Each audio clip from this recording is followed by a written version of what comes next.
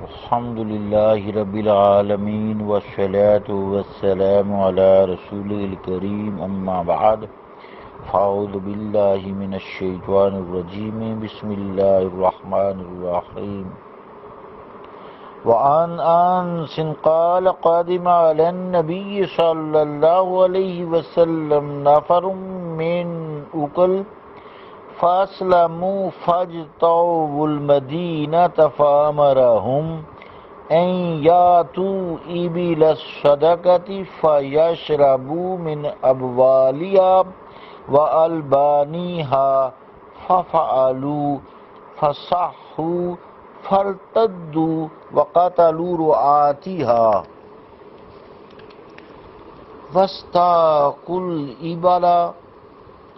واستاقوا الإبل فبعث في آثارهم فأتي بهم فقطع أيديهم وأرجلهم وسمل أعينهم ثم لم يحسمهم حتى ماتوا وفي رواية فسمروا أعينهم وفي رواية أمر بمسامير فأخميت فلحلهم بها وترحهم بالحرة يستسقون فما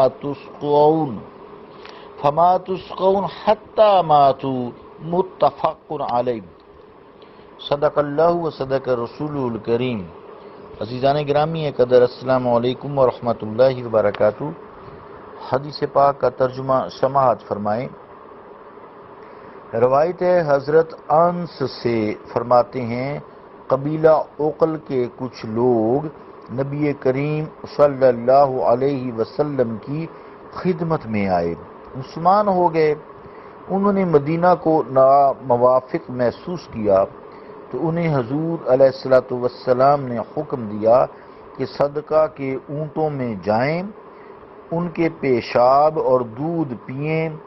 انہوں نے یوں ہی کیا تو تندرست ہو گئے، پھر مرتد ہو گئے اور ان کے چرواہوں کو قتل کر دیا اور اونٹ ہانک کر لے گئے۔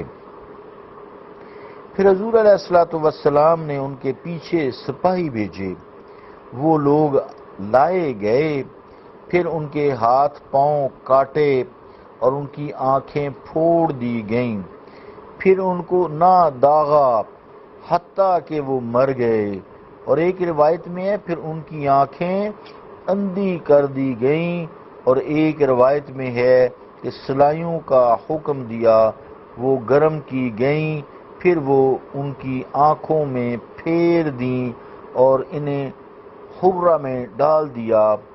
پانی مانگتے تھے تو نہ پلائے جاتے تھے حتیٰ کہ مر گئے۔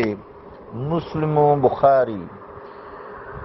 عزیزان گرامی قدر، حدیث پاک کی تھوڑی سی تشریح سماعت فرمائیں۔ یہ حدیث پاک ابو داؤد، نسائی نے حضرت ابو بکرہ سے اور ابن ماجہ نے حضرت ابو موسیٰ سے روایت کی ہے۔ حدیث پاک میں جو لفظ نفر ہے، نفر تو نفر جو ہے یہ تعداد پہ بولا جاتا ہے، یعنی 3 سے لے کر 10 تک کو نفر کہا جاتا ہے۔ یہ لوگ 8 آدمی تھے، کچھ فرماتے ہیں کہ 7 آدمی تھے، 4 تو قبیلہ ارینیہ کے اور 3 قبیلہ عقل کے، عین پیش کاف لام عقل کے۔ اس لیے بعض احادیث میں ملتا ہے کہ ارنیہ لفظ ارنیہ کے تھے، اور بعض میں ہے کہ عقل کے تھے۔ یہ دونوں روایات عزیزان گرامی کے درست ہیں۔ یہ دونوں قبیلوں کے تھے نا، 2 قبیلوں کے تھے۔ تو اجتو کا جو لفظ ہے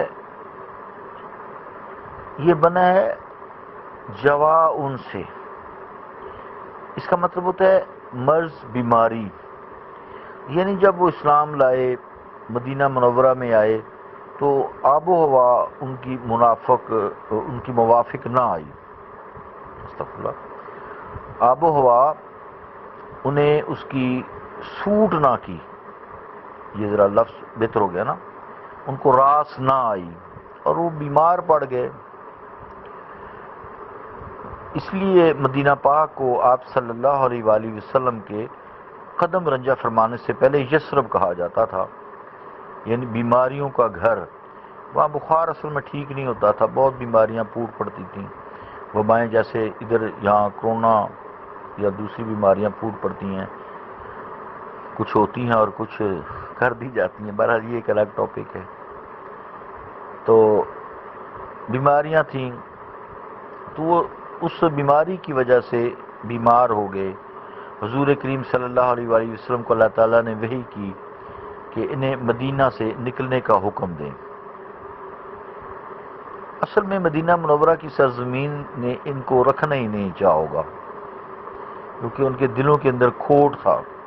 اسلام تو لے آئے تھے، یا مستقبل قریب میں مرتد جو انہوں نے ہونا تھا، ورنہ مدینہ پاک کی تو آب و ہوا آپ صلی اللہ علیہ وآلہ وسلم کے بعد اتنی خوشگوار ہو گئی ہے کہ روئے زمین پر کوئی ایسی جگہ ہی نہیں جس کی آب و ہوا اتنی پاکیزہ اور پاک ہو اور خوشبو والی ہو۔ اس لیے یثرب کا نام بدل کر جب بیماری ختم ہو گئی، آپ نے دعا بھی کی، حدیثوں میں آتا ہے، تو یثرب کی بجائے مدینہ طیبہ نام آپ کا ہو گیا۔ مدینہ طیبہ کا نام یثرب کی بجائے ہو گیا، جو تا قیامت تک انشاءاللہ تعالی مدینہ طیبہ ہی رہے گا۔ یہ لوگ مسافر بھی تھے، غریب بھی تھے، مسکین بھی تھے، بیمار ہو گئے، اس لیے ان کو صدقہ کے اونٹوں کی طرف بھیجا گیا کہ دودھ جا کے پیو، تمہیں اجازت ہے۔ جب صدقہ ان کو لگتا تھا تو ظاہری بات ہے صدقہ کے اونٹوں کا دودھ بھی انہیں لگتا تھا، اور چونکہ حضور علیہ الصلوۃ والسلام نے بذریعہ وحی معلوم فرما لیا تھا کہ اللہ نے بتا دیا تھا کہ وحی کے ذریعے کہ ان لوگوں کی شفا ان صدقہ کے اونٹوں کے دودھ اور پیشاب میں ہے، اس لیے انہیں یہ پیشاب پینے کی اجازت بھی دے دی گئی۔ اس حدیث کی بنا پر امام مالک رحمۃ اللہ اور امام محمد رحمۃ اللہ علیہما نے فرمایا کہ حلال جانوروں کے پیشاب پاک ہیں، مگر کمی یہی ہے، تقوی یہی ہے، کمی یہی ہے کہ یہ ناپاک ہیں۔ آپ صلی اللہ علیہ وآلہ وسلم نے پیشاب کے چھینٹوں سے بچنے کا حکم فرمایا ہے کہ عموماً عذاب قبر اس سے ہوتا ہے۔ یہ جو ارشاد آپ صلی اللہ علیہ وآلہ وسلم کا ارشاد علی شان ہے، ایک اونٹ کے چرواہے کے متعلق ہوا تھا۔ بعض علماء خیر نے فرمایا کہ دوا جو ہے، دوائے نجس یا شراب پینا درست ہے، مگر عزیزان گرامی قدر حق یہ ہے کہ ناجائز ہے، کیونکہ ان کی حرمت تو قطعی ہے، یقینی ہے، مگر ہمارے لیے ان سے شفا یقینی نہیں۔ حضور علیہ الصلوۃ والسلام نے ان کی شفا بذریعہ وہی یقیناً معلوم فرمائی تھی۔ اب اس حدیث کی بنیاد پہ یہ تھوڑی ہے کوئی اونٹوں کا پیشاب بھی پینا شروع کر دے، وہ منع ہے۔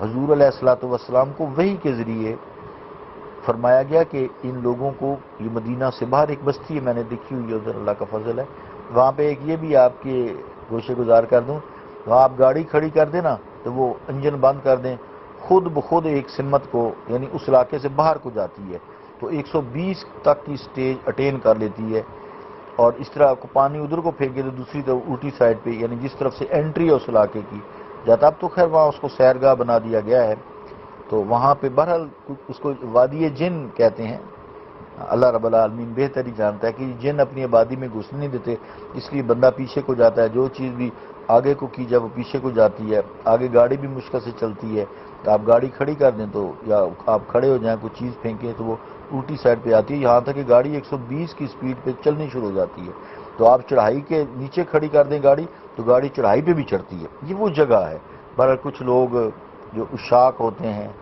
وہ جگہ دیکھنے جاتے ہیں کہ رسول کریم صلی اللہ علیہ وآلہ وسلم کے جو صدقہ کے اونٹ تھے اس جگہ کھڑے تھے. محبت ہے نا. میں دوسری طرف لگ گیا, حدیث رہ گئی کچھ حصہ اس کا, انشاءاللہ اس کو میں کل دوبارہ کروں گا. صلی اللہ تعالی علی رسول خیر خلقی محمد وعلی آلہ واصحابہ اجمعین برحمتک یا ارحم الراحمین.